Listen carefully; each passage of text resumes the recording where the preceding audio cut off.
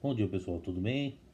Bom pessoal do segundo ano, a gente dá andamento às aulas de história hoje falando sobre a era napoleônica, tá? Esse grande comandante do exército francês, perdão, que chega ao poder como consequência da Revolução Francesa. Então a gente vai conhecer um pouco mais da trajetória dessa importante liderança da nossa história. E eu digo da nossa história porque ele tem um impacto fundamental na história brasileira, inclusive, tá?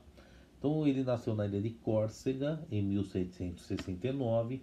Em 15 anos foi admitido como cadete na Escola Militar de Paris e já com 16 anos se torna tenente do exército francês, né? É curioso porque ele chega ao poder com o chamado golpe de 18 Brumário, né? Esse golpe de 18 Brumário virou até tema do livro do Karl Marx, né? O cara do Manifesto Comunista vai falar sobre o golpe de 18 Brumário, né?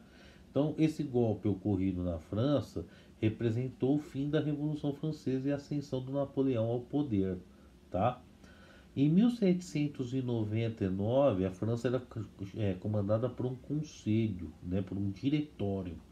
Esse diretório, né, é, estava à volta aí dentro da França com derrotas militares, né? A França tentava expansionismo, conquistar outros territórios, com revoltas internas, né? E já convivia há muito tempo com países no entorno da França que ainda eram monarcas absolutistas, como a Prússia, tentando invadir o território francês, né? E retomar o poder dos monarcas absolutistas, né? Dentro da França. Porque a existência de uma revolução na França ameaçava, inclusive, a existência das monarquias absolutistas em outros locais. Havia um temor de que os povos desses países vizinhos da França adotassem a mesma prática que eles. Pois bem, o Napoleão ele voltou de uma investida não muito boa, né? Numa incursão militar não muito boa, e ele havia sido derrotado, tá? E ele tentou tomar o Egito, não deu certo. Parte do Egito não deu certo. Ele voltou. E aí, o que havia ali? Ele percebeu que havia uma pressão dentro da França para que se mudasse a Constituição, né? Essa pressão, apesar de forte resistência, acabou resultando aí na formação de um consulado. E entre os cônsuls estava Napoleão Bonaparte. Napoleão foi escolhido, tá? Ele começou a comandar com outros dois cônsuls e depois outros dois entraram também. Então foi um conselho de 5 cônsuls. Só que depois ele foi acumulando mais poder, ele gozava de grande prestígio. Além da retórica, além de ser convincente, o Napoleão era um conquistador, né? E aí ele foi acumulando cada vez mais força política, né? Diante de um quadro de forte instabilidade que a França vivia e uma burguesia que passou a entender que era necessária uma liderança com mão de ferro para unificar de fato ali a população, para comandar a população de forma a unir os anseios populares e criar estabilidade política e econômica. E aí foi proposto ao Napoleão que ele usasse de força militar para assumir o governo, coisa que ele se interessou e acabou consolidando o novo regime, né? Então o que, que ele fez? Ele fechou a Assembleia do Diretório Político, destituiu os outros cônsules do poder e aí passou a governar a França, né? Em 1799, o único cônsul. E ele vai ficar até 1804 nessa condição, até que ele vai se coroar como imperador. Então, é um cara que tem muita articulação política. Entre 1799 e 1804, ele toma algumas ações que vão permitir que ele mais tarde se coroe, se proclame imperador, com aceitação popular muito forte. Quais são os aspectos políticos que ele adotou entre 1799 e 1804? Né?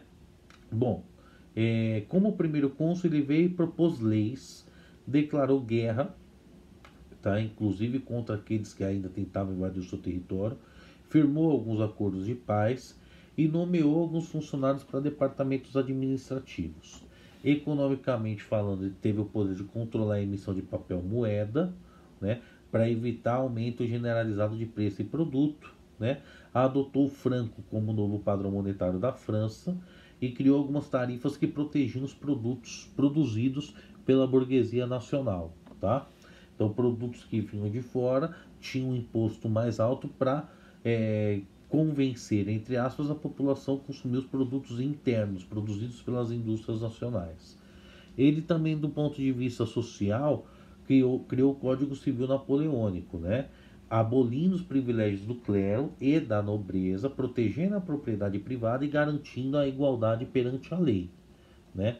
Como aspecto religioso, ele criou uma concordata entre a Igreja Católica e o Estado. A religião católica era da maioria dos franceses, mas não seria a religião oficial, porque havia protestantismo e tinha que ser respeitado, né? O imperador passou a nomear os bispos, né? Mas o Papa poderia expulsar esses bispos se não fosse do agrado dele, né? O Estado arcava com as despesas e subsídios do clero, né?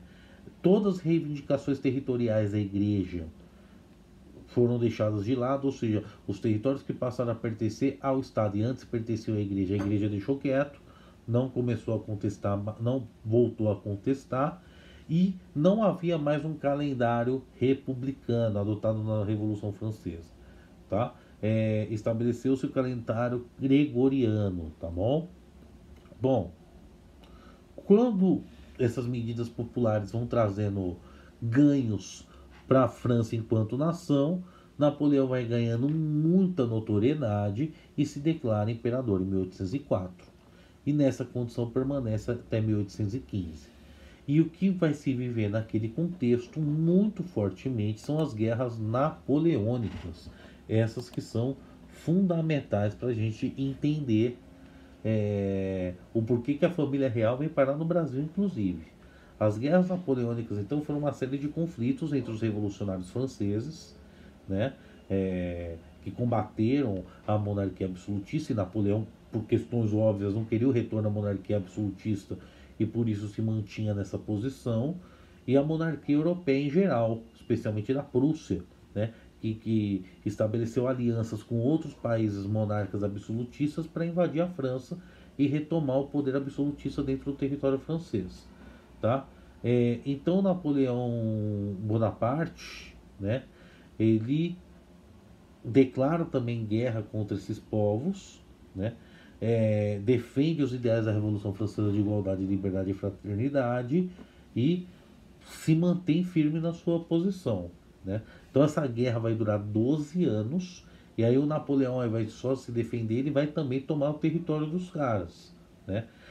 Esses países vão estabelecendo coalizões, coligações entre si, né, para tomar os territórios da França, e a França, por sua vez, vai para cima e vai conquistando novos territórios, porque Napoleão Bonaparte era extremamente inteligente e muito estrategista, tá?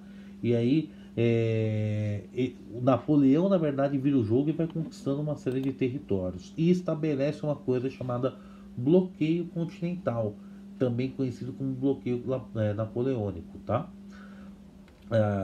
Já na terceira coligação das guerras napoleônicas, né, ou seja, havia ali já uma terceira formação de países europeus tentando derrubar a França, Napoleão Bonaparte corta laços comerciais com a Inglaterra, que é nessa época o principal país interessado na queda dos franceses, porque também tem todo o desenvolvimento de uma industrialização, etc. e tal, e a manutenção de uma monarquia constitucional.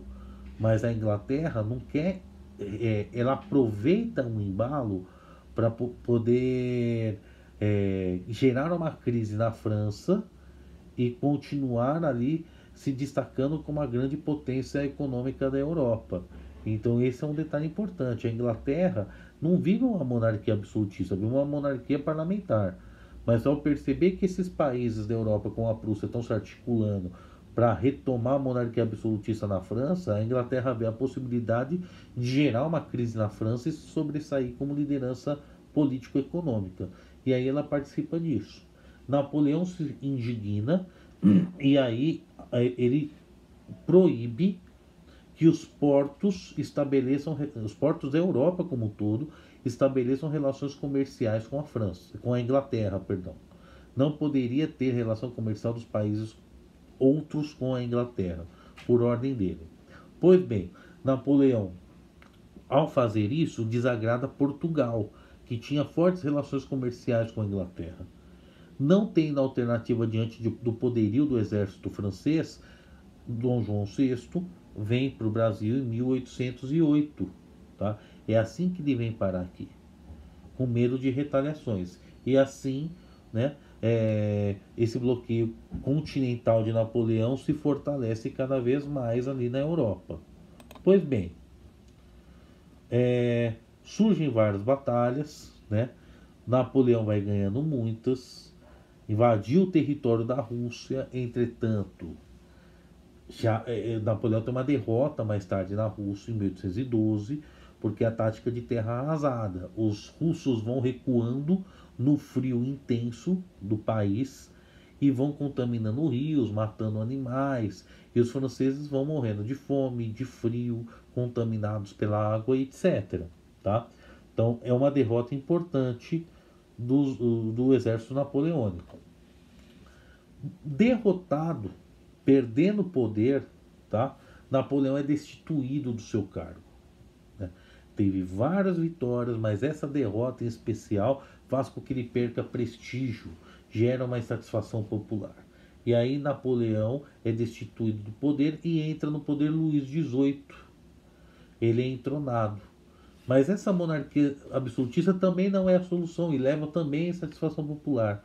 Isso faz com que o Napoleão, que estava exilado na ilha de Elba, porque uma das punições de Napoleão é ser exilado, tá? E aí ele vai para a ilha de Elba, que fica em Livorno, na Itália, e ele foge desse exílio, né? E volta para Paris. Aí em 1815, Rússia, Áustria, Prússia e Inglaterra estão ali coligadas, e para defender o Luís XVIII que está no poder, né, se opõe a Napoleão, que está de novo em combate. E aí vem a Batalha de Waterloo. Essa Batalha de Waterloo é fundamental. Eu inclusive coloquei para vocês aí um vídeo que vocês vão ver, tá? Então ela ocorre na atual Bélgica e Napoleão acaba derrotado. Ao ser derrotado, não resta nada mais para Napoleão. Ele é exilado na ilha de Santa Helena, que fica no sul do Oceano Atlântico, e acaba morrendo lá, tá? Ele acaba morrendo por uma má dieta. Isso leva a uma úlcera, ele estava super mal emocionalmente e acaba desenvolvendo essa úlcera. O curioso de Napoleão é que ele era um cara baixinho. Quando você olha as representações artísticas de Napoleão, ele está sempre numa posição imponente, tá? Então, para poder, né, mascarar o fato dele não ter uma altura privilegiada, ser um cara imponente fisicamente. Mas o Napoleão era estrategista, muito inteligente, e no que diz respeito às conquistas militares, um cara de grande articulação, né? Um cara muito estrategista, tá? Mas acabou derrotado na Rússia e, curiosamente, Hitler também seria derrotado pouco mais de 100 anos depois, dentro da Rússia, durante a Segunda Guerra Mundial. Pessoal, espero ter ficado claro. Qualquer dúvida, estou à disposição. Vejam o vídeo da Batalha de Waterloo e façam o relatório conforme especificado no documento. Até mais, tchau, tchau.